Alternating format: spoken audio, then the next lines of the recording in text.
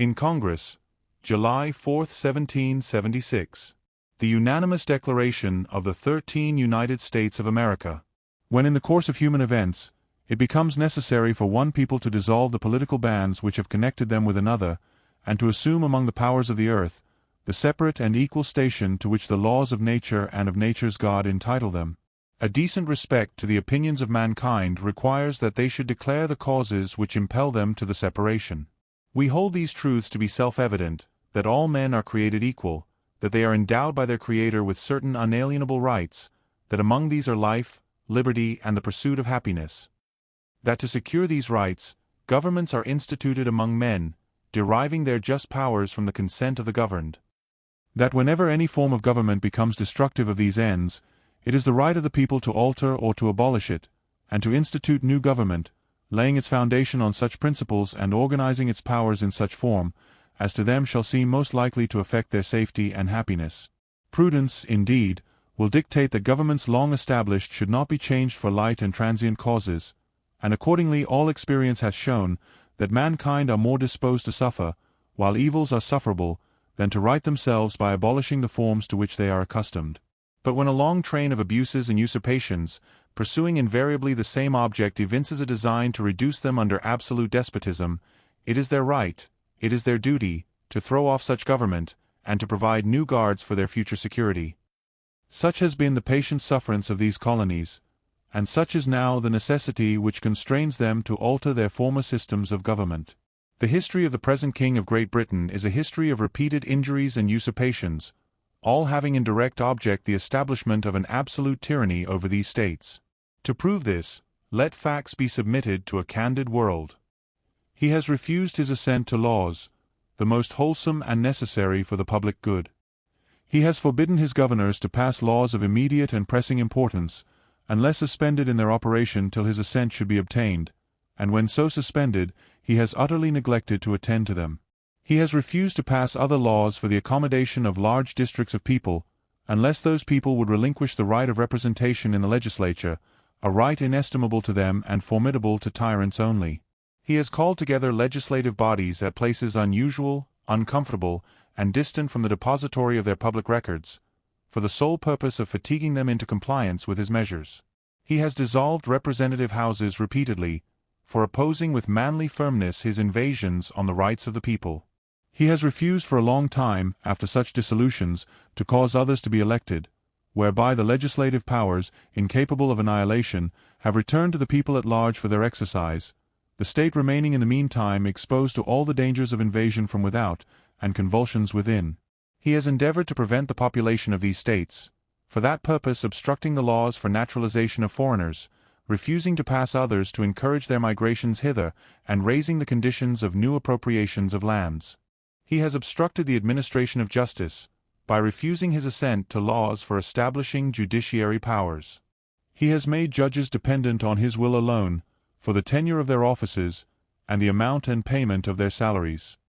He has erected a multitude of new offices, and sent hither swarms of officers to harass our people, and eat out their substance. He has kept among us, in times of peace, standing armies without the consent of our legislatures. He has affected to render the military independent of and superior to the civil power. He has combined with others to subject us to a jurisdiction foreign to our Constitution and unacknowledged by our laws, giving his assent to their acts of pretended legislation. For quartering large bodies of armed troops among us. For protecting them, by a mock trial, from punishment for any murders which they should commit on the inhabitants of these states. For cutting off our trade with all parts of the world. For imposing taxes on us without our consent.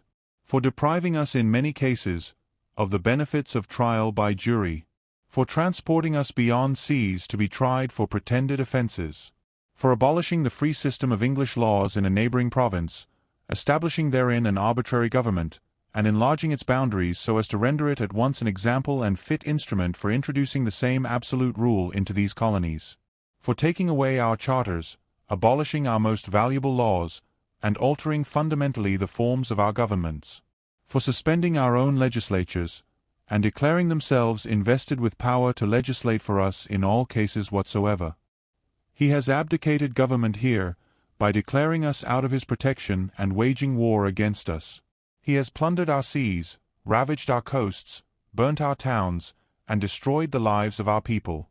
He is at this time transporting large armies of foreign mercenaries to complete the works of death, desolation, and tyranny, already begun with circumstances of cruelty and perfidy scarcely paralleled in the most barbarous ages, and totally unworthy the head of a civilized nation. He has constrained our fellow citizens taken captive on the high seas to bear arms against their country, to become the executioners of their friends and brethren, or to fall themselves by their hands.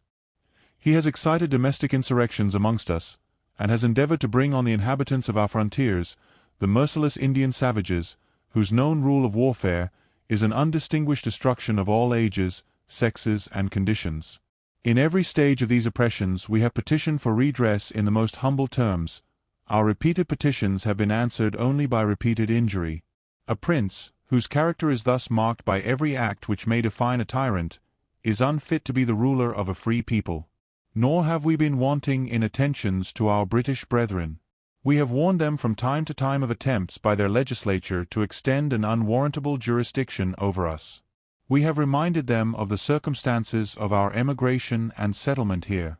We have appealed to their native justice and magnanimity, and we have conjured them by the ties of our common kindred to disavow these usurpations, which would inevitably interrupt our connections and correspondence. They too have been deaf to the voice of justice and of consanguinity. We must, therefore, acquiesce in the necessity, which denounces our separation, and hold them, as we hold the rest of mankind, enemies in war, in peace friends.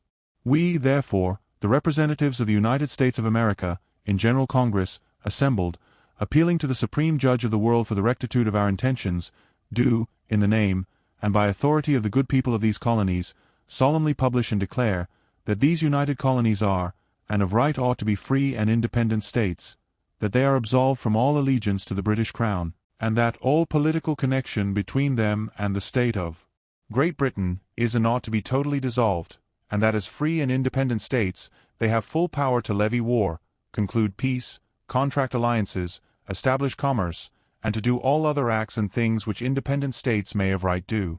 And for the support of this declaration, with a firm reliance on the protection of divine providence, we mutually pledge to each other our lives, our fortunes, and our sacred honor.